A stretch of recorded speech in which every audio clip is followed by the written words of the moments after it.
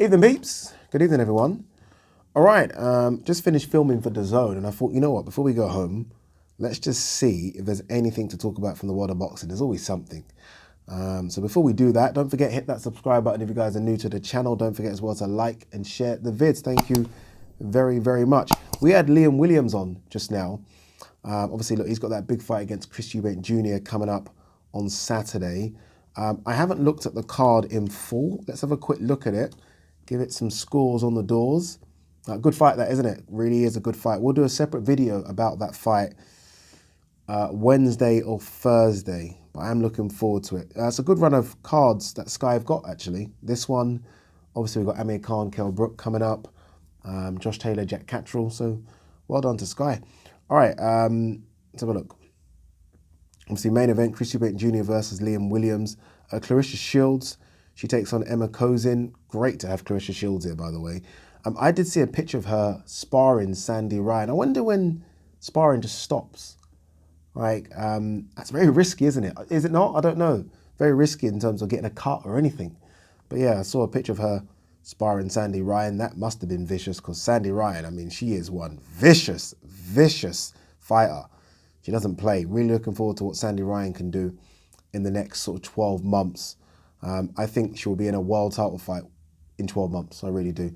Samuel Antwi takes on Conor Walker. English welterweight title fight. Chris Jenkins. This is such a random one. Julius Indongo. Remember Julius Indongo who fought Terence Crawford for the undisputed 140-pound straps? He's back. We haven't seen him. Let me have a quick look, actually. When was the last time Julius Indongo actually fought?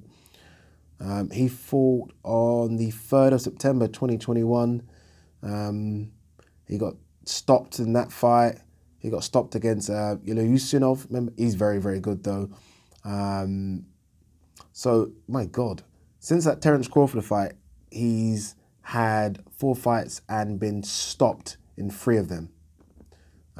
Good opportunity, this one, for Chris Jenkins then. Really good opportunity. Still a big name of some sorts, Julius Indongo.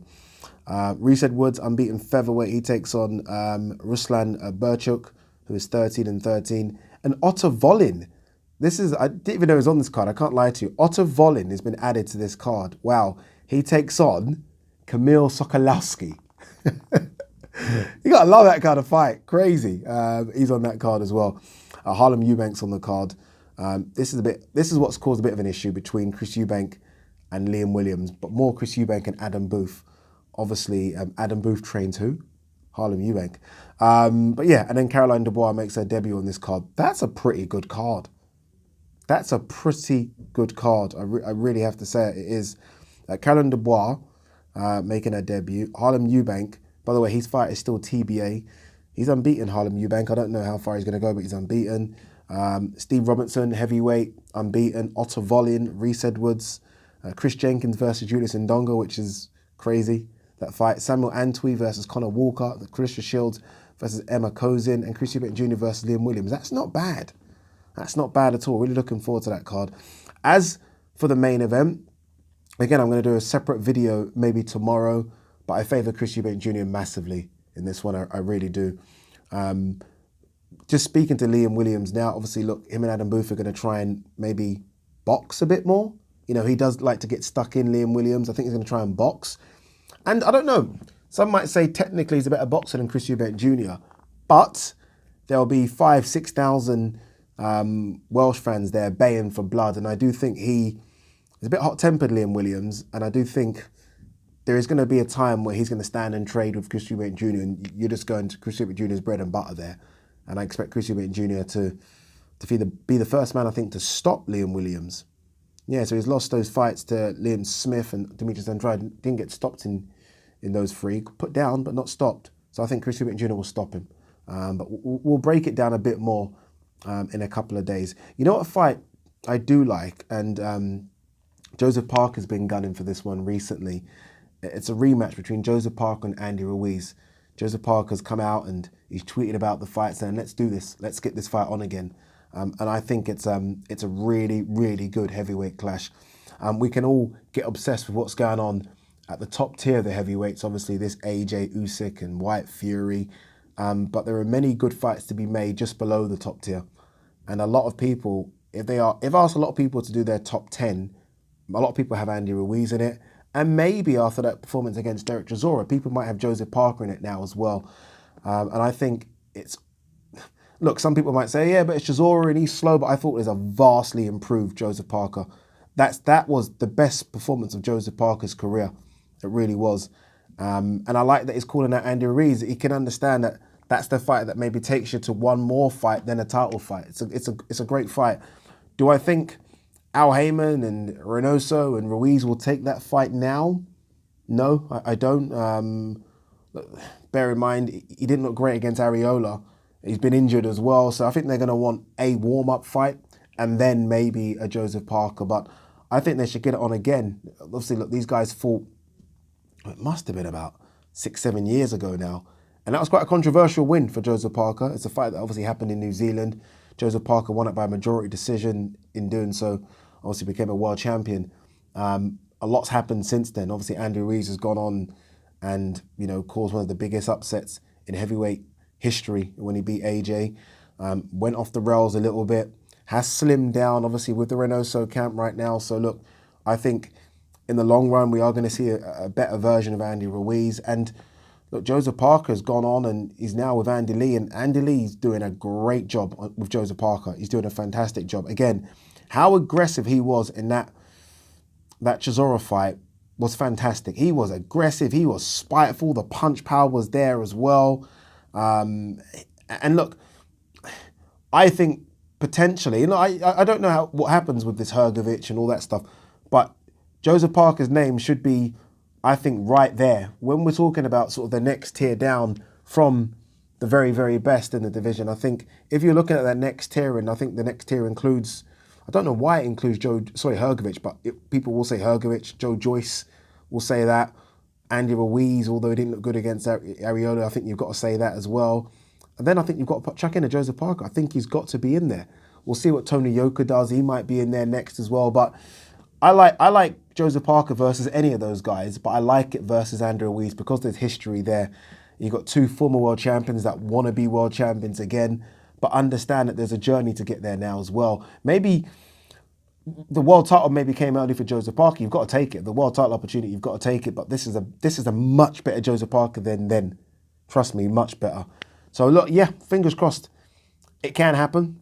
We know how difficult these fights are to make, but if not an Andy Ruiz, I mean, there are so many other good fights out there for Joseph Parker, but I think this is more about Andy Ruiz and what's going on with him and his development. And let's hope that if he does come back, look, I wasn't happy about the Areola fight. I was livid about that fight because I thought he was way better than that. And in the end, maybe it was the right matchmaking because he struggled at stages in that fight. But I think Andy Ruiz, Joseph Parker is a great fight. It reminds me a bit of when I was thinking, I forgot his name. It's going to bug me now.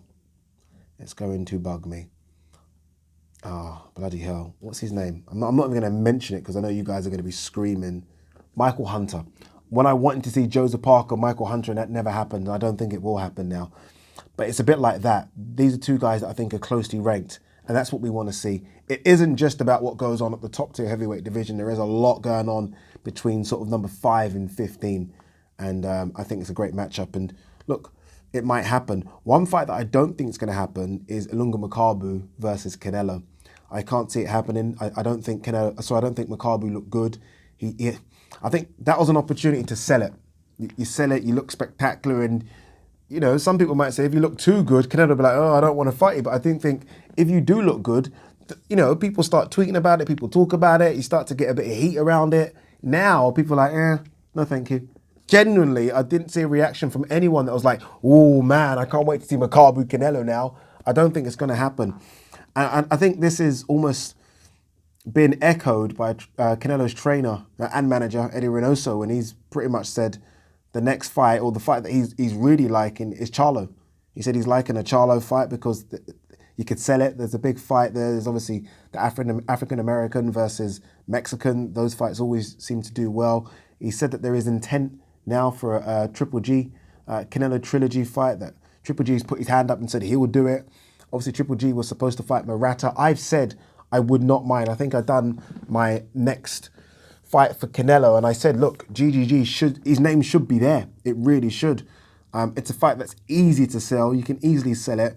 And I think GGG would look healthier at 168. I always feel he looks really, really bad at 160. I'm not quite sure what's going on with the Murata fight. There has been no talk about when that fight's going to be rescheduled. I remember it was supposed to happen in January. Nothing yet. So why not do... Sorry, apologies. January. Was it supposed to happen in January or December? Wasn't it not New Year's Eve, the 31st of December? But anyway, there's no talk about it right now. I mean, normally Canelo kind of announces who he's going to fight in May now. Remember, we are talking the end of January, so it's not that much long. So look, it'll be interesting to see. I think it will be Charlo or Golovkin, and if I had to pick one, I would say Charlo. Look, both of them are coming up from 160, but I'd say Charlo because we've seen Golovkin Canelo twice. I know how that fight plays out. Charlo, there is a bit of intrigue there with regards to Charlo. What else have we got? Anything else?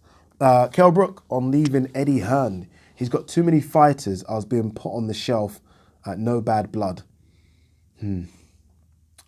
Yeah, I don't know if I should even comment on that.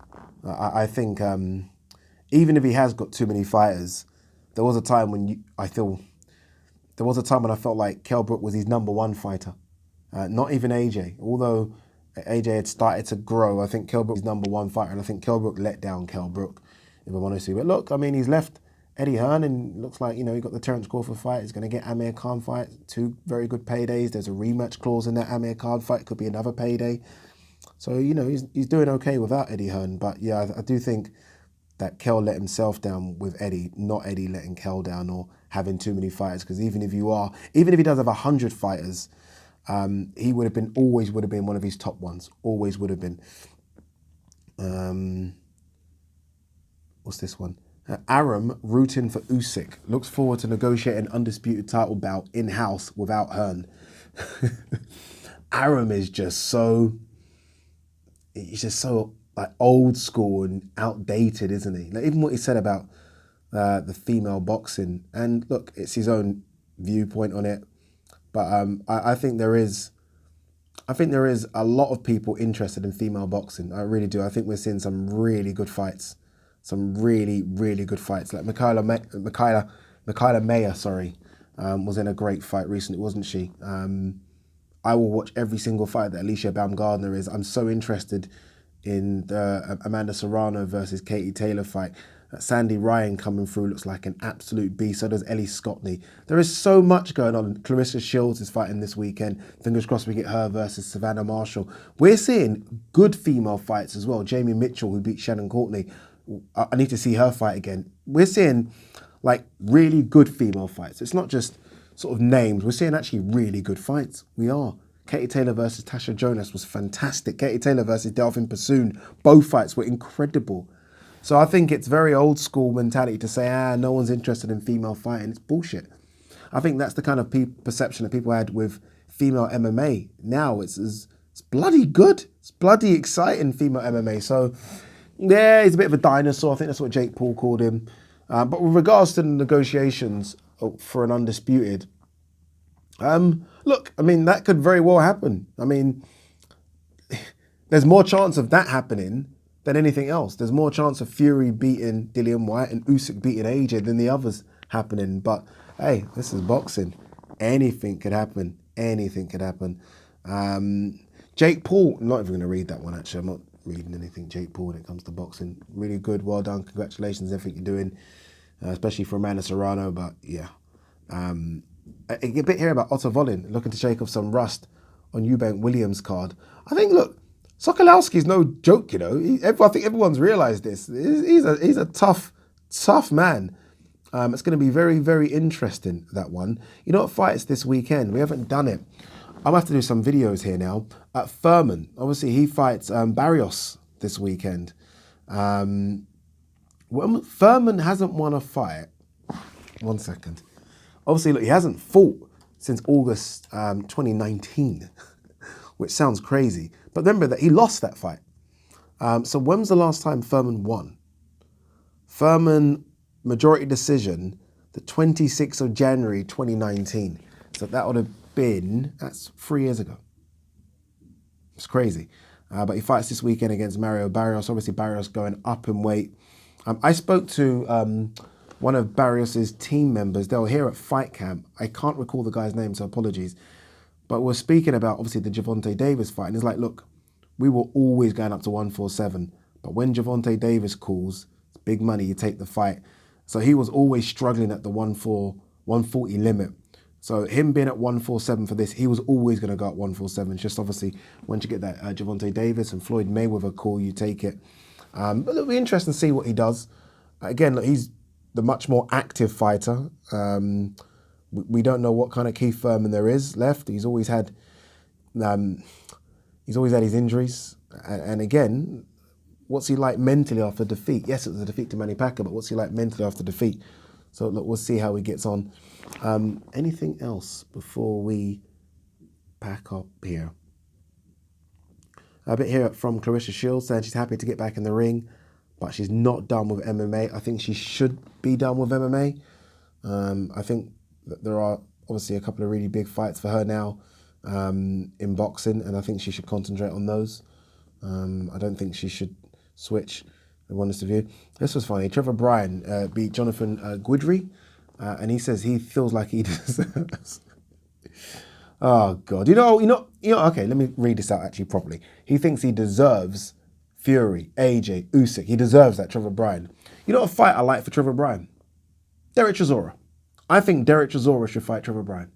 I really do, and I think Derek Chisora could beat him.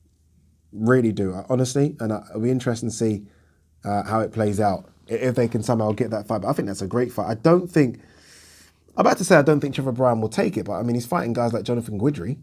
I think he would take Chisora.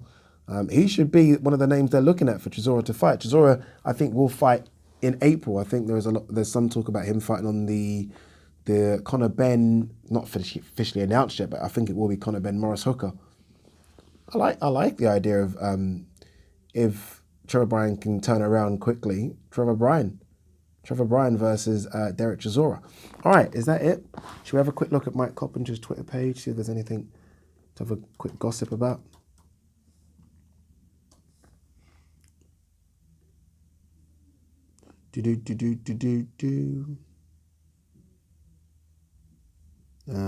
Not much. Not much at all. It's weird how we'll end on this actually.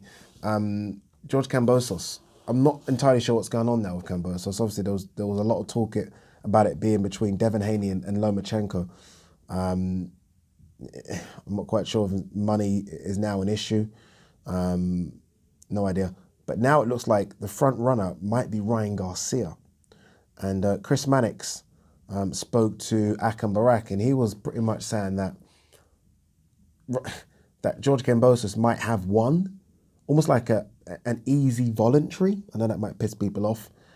And then fight Devin Haney, Ryan Garcia, or Vasily Lomachenko. So I don't think George Kambosos is going to go straight in with one of those guys now. I think he's going to have one first, and that one being June or July. So we might have to wait a while, people, and then have one against one of the big 3 or 4 at the back end of the year. That might happen, which is annoying, but it's true. Peace and love.